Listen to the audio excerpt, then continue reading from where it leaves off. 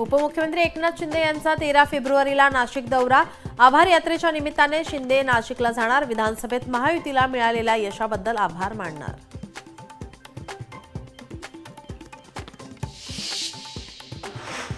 नाशिक शहरात 27 नवे सिग्नल प्रस्तावित। पोलीस आयुक्तालयाकडून मनपा ठिकाणांची यादी।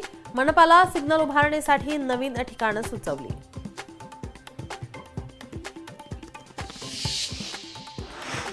पुण्यामध्ये जीबीएसच्या संशयित रुग्णांची संख्या 170 वर। 170 पैकी 132 रुग्णांचं जीबीएस बाधित म्हणून निदान। बाधितांमध्ये 5 रुग्णांचा मृत्यू झाल्याची नोंद।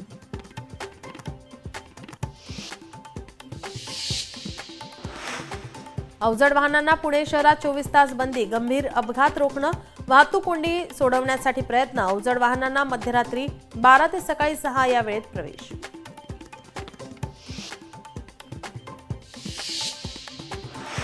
उजनी धरणाचा उजवा कालवा माळशिरस तालुक्यातील संगममध्ये फुटला। कालवा फुटल्याने लाखो लिटर पाणी शेतकऱ्यांच्या शेतामध्ये शिरलं। पाणी शिरल्याने शेतकऱ्यांचं नुकसान।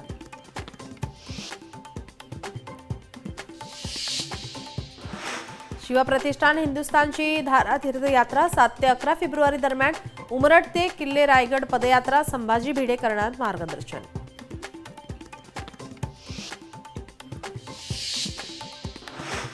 सरकारी संकेतस्थळावरील सायबर हल्ले थांबवण्यासाठी मुंबई उच्च न्यायालयात जनहित याचिका दाखल। केंद्र आणि राज्य सरकारच्या अधिकृत संकेतस्थळावर सायबर हल्ला होऊ नये यासाठी सरकारी अधिकाऱ्यांना निर्देश देण्याची मागणी।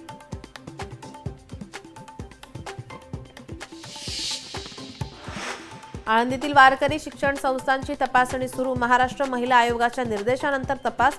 वसतिगृहात होणाऱ्या लैंगिक शोषणाची गंभीर दखल।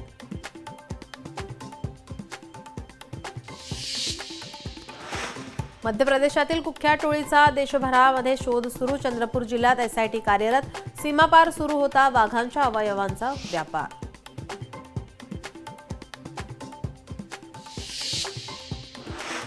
अमरावतीमधील अंजनगाव पंचायत समितीसमोर धरणे आंदोलन। आमदार गजानन लवटेंचा ग्रामसेवकांकडून निषेध। ग्रामसेवकाला मारहाण करत धमकी दिल्याचे पडसाद।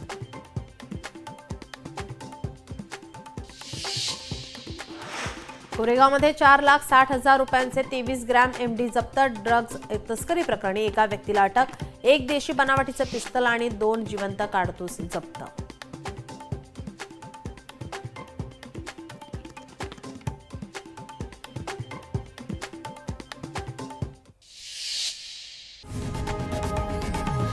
लोकशाही मराठी ऐका, पहा, जागरूक रहा।